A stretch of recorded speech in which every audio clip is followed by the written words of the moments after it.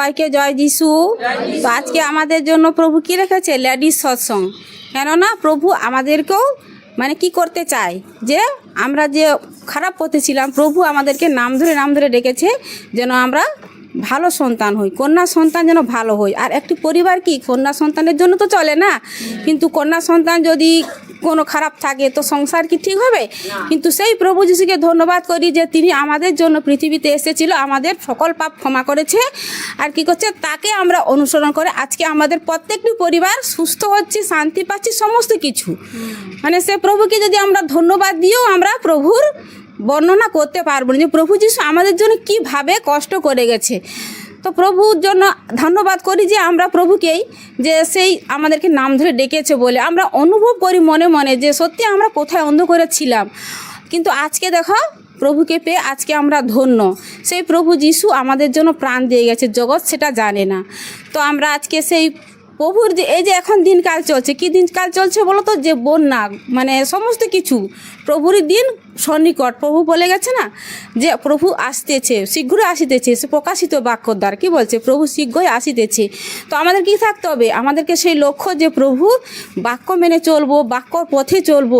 তো আমরা সেই সমস্ত কিছু আজ্ঞা মেনে চলবো। প্রথম কথা তো প্রভুর আমরা আজ্ঞা মেনে চলবো। আমরা সবাই জানি দুটি আজ্ঞা প্রভু দিয়ে গেছে, যে আমাদের সমস্ত মন প্রাণ অন্তঃকরণ দিয়ে প্রভুকে ভালোবাসবো আর প্রতিবেশীকে ভালোবাসবো। কেন? প্রেমই শ্রেষ্ঠ। প্রেম যদি অন্তরে না থাকে, কেননা সেই করন্থীয় 13:1 থেকে পড়লে কি বুঝি আমরা? যে যতই আমরা দান করে দেই, শরীর অন্যের জন্য দিয়ে দেই, কিন্তু যদি আমাদের অন্তরে প্রেম না থাকে তো আমরা প্রভুর আশীর্বাদ পাবনি। আমরা সবাই একটা অনুভব করবো যে সত্যি প্রেম জিনিসটা কি। তো সত্যি প্রভুকে ধন্যবাদ করি যে আমাদেরকে আজকে এখানে ডেকে আমাদেরকে প্রভু মনোনীত করেছে, আর প্রভুর সুসমাচার যেন আমরা ছড়াতে পারি। প্রভু সুসমাচার যেন ছড়িয়ে গোটা পৃথিবী, প্রভুর ইচ্ছা তো এটাই, সারা জগৎ যেন পরিত্রাণ পায়। তো আমি ওই একটি বাক্যে যাব, সফনীয় 2:13। আর আমি একটা কথা বলছি, ওই সফনীয় 1 অধ্যায়টা আমরা সবাই পড়বো, যে প্রভুর দিন আসছে, প্রভু কিভাবে জগৎটা শেষ করবে। প্রভু বলছে বাক্যটা আমরা যেন প্রভাই সবাই কি করি, ওই পুরা পথটা পড়ি, ওই সফনীয় 1 থেকে সবাই পড়লে আমরা জানতে পারবো যে প্রভু ওই সফনীয় ভাববাদী দ্বারা কী বলতে চাইছে। তো এখানে একটি বাক্য বলবো, যে সফনীয় 2:1350 পৃষ্ঠা। দেখো বাক্য কি বলছে? হে লজ্জাহীন জাতি, তোমরা একত্র হও। হ্যাঁ, একত্র হও, কেননা দণ্ডাজ্ঞা সফল হইবার সময় হইল। দিন তো তুষের নে উড়ে যাইতেছে, সদাপ্রভুর ক্রোধাগ্নি তোমাদের উপরে আসিয়া পড়িল। সদাপ্রভুর ক্রোধের দিন তোমাদের উপরে আসিয়া পড়িল। হে দেশস্থ নম্র লোক, তাহার শাসন পালন করিয়াছ যে তোমরা সদাপ্রভুর অনুসরণ করো, ধর্মের অনুশীলন করো, নম্রতার অনুশীলন করো, হয়তো সদাপ্রভুর ক্রোধের দিনে তোমরা গুপ্তস্থানে রক্ষা পাইবে। বাক্য পড়তেই আমরা বাক্য বুঝতে পারলাম না। দেখো কি বলছে? হে লজ্জাহীন জাতি, তোমরা একত্র হও। তার মানে কাদেরকে বলছে? আমাদেরকে বলছে যে হে লজ্জাহীন জাতি, তোমরা একত্র হও। আবার বলছে একত্র হও, কেননা দণ্ডাজ্ঞা সফল হইবার সময় হইল। দিন তো তুষের নে উড়ে যাইতেছে। আমাদের দিন কি আসছে? আমাদের দিনকে দিন চলে যাচ্ছে। পর আমাদের কি হচ্ছে? বয়স বাড়ছে। তো আমাদেরকে ভাবতে হবে যে প্রভুর সময় সন্নিকট, আমাদেরকে প্রভুর বাক্য মেনে চলতে হবে। বাক্য দ্বারাই বলছে সদাপ্রভুর ক্রোধাগ্নি তোমাদের উপরে আসিয়া পড়িল। তোমাদের সদাপ্রভুর ক্রোধের দিন তোমাদের উপরে আসিয়া পড়িল। তার মানে প্রভুর বাক্য কি বলছে?